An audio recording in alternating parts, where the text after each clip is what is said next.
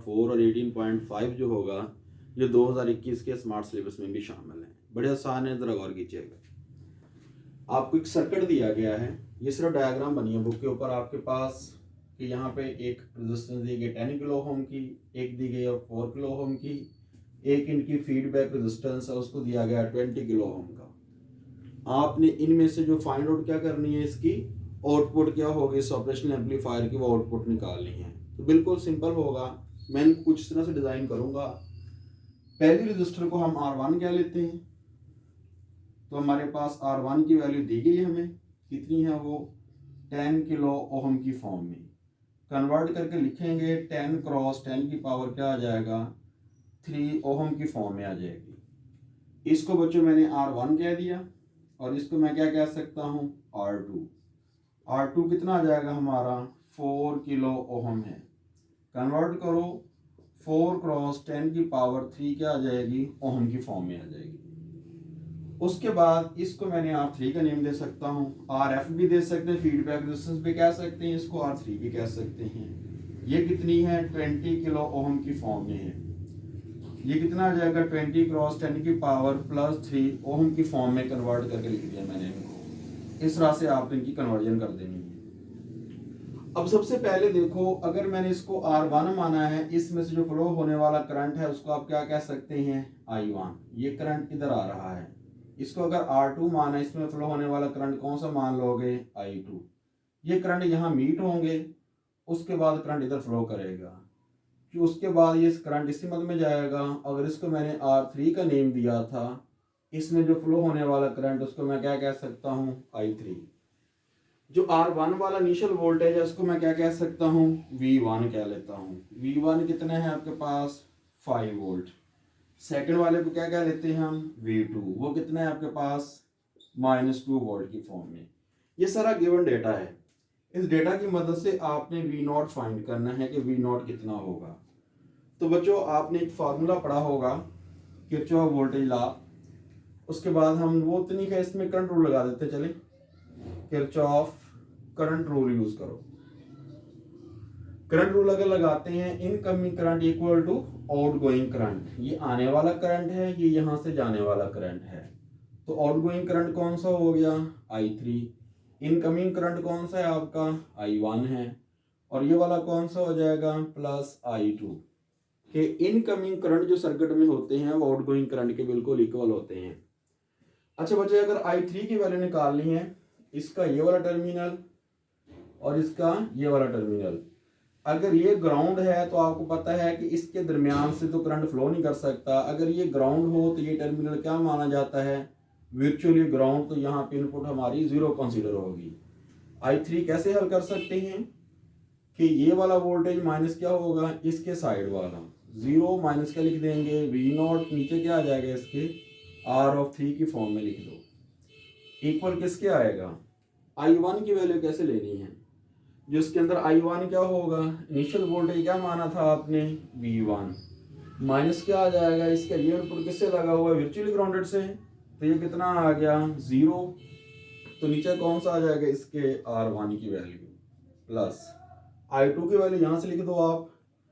इसका initial voltage कितना है माइनस क्या हो जाएगा, चलिए वैल्यू बाद पुट कर लो, पहले आप ऐसे पुट कर दो V2। इसका ये भी क्या हो रहा है वर्चुअल ग्राउंड, ये भी 0, नीचे कितना आ जाएगा R2 की फॉर्म में। ये इक्वेशन इस तरह की बन गई आपके पास, जस्ट वैल्यू लगाओ। इसमें से अगर हम माइनस कर दें 0 तो क्या आंसर आ जाएगा V0 ओवर क्या आ जाएगा R3। यहाँ से क्या आ जाएगा V1 ओवर क्या आ गया R1। यहाँ से क्या आ जाएगा V2 ओवर क्या आ जाएगा R2। मैं यहाँ वैल्यू पुट करने लगा इसकी, तो ये माइनस साइन वैसे लगा दो, माइनस V0 वैसे का वैसे। R3 की वैल्यू बच्चों आपको पता है 20 किलो ओम, या 20 क्रॉस 10 की पावर 3 भी लिख सकते हैं, 20 क्रॉस 10 की पावर 3 भी लिख सकते हैं। V1 की वैल्यू कितनी थी 5 वोल्ट, R1 कितना था 10 क्रॉस 10 की पावर प्लस 3 लिखा था K की फॉर्म में। V2 कितना आ जाएगा प्लस माइनस क्या हो जाएगा माइनस, क्योंकि ये वोल्टेज आप किस में दिए गए थे माइनस में, तो यहाँ भी हम क्या यूज करेंगे माइनस का साइन। माइनस क्या आ जाएगा 2 ओवर नीचे कितना दिया गया था 4 क्रॉस 10 की पावर कितना आ जाएगा 3। इसको यहाँ तक हल कर रहे हैं हम, इसको माइनस क्या आ गया V0/20 क्रॉस 10 की पावर +3 आ जाएगा।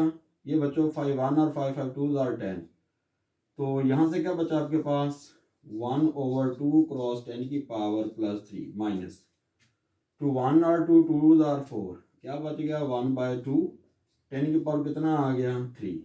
ये प्लस की रकम माइनस की क्या हो गए कैंसर, माइनस V0/20 क्रॉस 10 की पावर +3 किसकी इक्वल आ गया 0 के। तो ये डिवाइड दिलाकर क्या हो जाएगी मल्टीप्लाई, तो V0 कितना आंसर आ गया आपके पास 0। तो ये बच्चों 18.4 न्यूमेरिकल हल हो गया। पहले आपने इस डेटे को इस फॉर्म में लिख देना है, फिर अननोन वैल्यू फाइंड करनी वो लिख देनी है, करंट निकालना है, किरचॉफ हमने रूल यूज़ किया यहाँ पे, के रूल है कि करंट रूल लगाया मैंने, ये इनकमिंग करंट है, ये आउटगोइंग करंट के इक्वल होगा।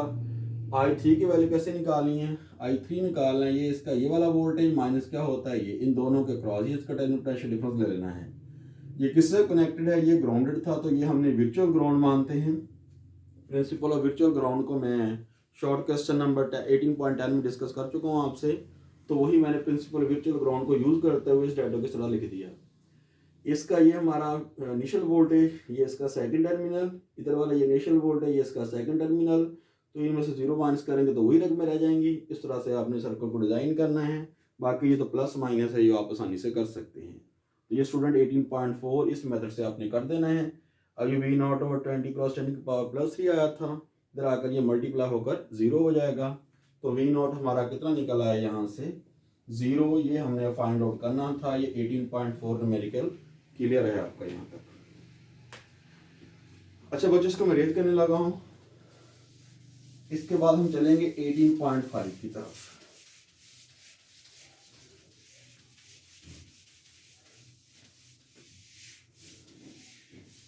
तो 18.5 हमारा यहाँ पे ऐसे हम इसको लिख सकते हैं। इस डाटे को सर्किट डायग्राम आपके सामने है।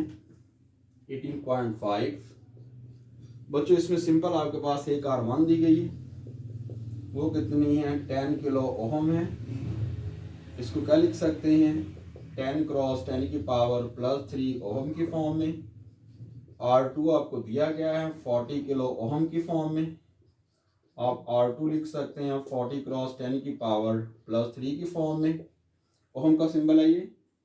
हमने फाइंड आउट क्या करनी थी इसकी गेन हमारे पास नॉन इन्वर्टिंग क्या होती है R2 और क्या होगा R1। ये फार्मूला आपने पढ़ा था, चूँकि आपने पढ़ा हुआ है कि इन्वर्टिंग एम्पलीफायर हो या नॉन इन्वर्टिंग एम्पलीफायर हो, दोनों के अंदर हमारे पास जो गेन होती है वो आउटपुट रेजिस्टेंस पे डिपेंड करती है।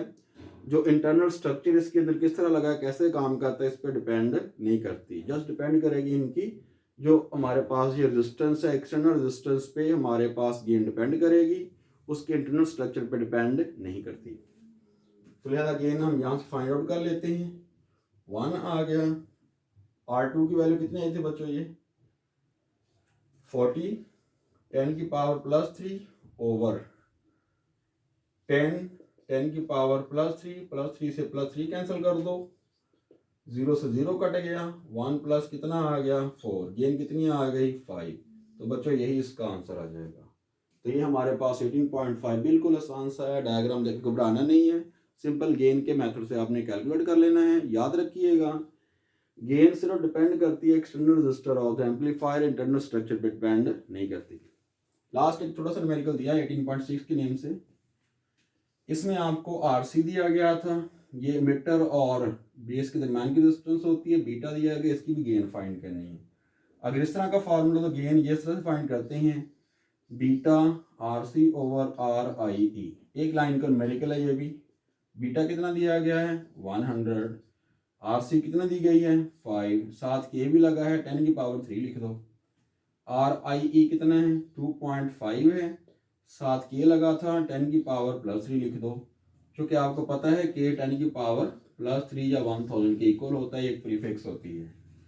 3 से 3 कट गया तो एक इसके बराबर आ गया 100।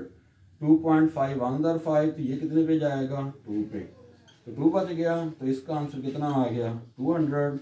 तो बच्चों ये 18.6 6 न्यूमेरिकल भी आपका क्लियर है। सिंपल एक फार्मूलेस डाटा से आपने यूज़ करके लिख देना है। कुछ किताबों में 18.6 दिया गया, कुछ में नहीं दिया गया, तो मेरी बुक में ये था यहाँ पे न्यू सिलेबस के मुताबिक, तो मैंने इसको सॉल्व कर दिया। जस्ट फार्मूला लगाओगे, वैल्यू पुट करोगे, आपके आंसर आ जाएंगे। तो बच्चों यहाँ तक चैप्टर नंबर 18 के न्यूमेरिकल्स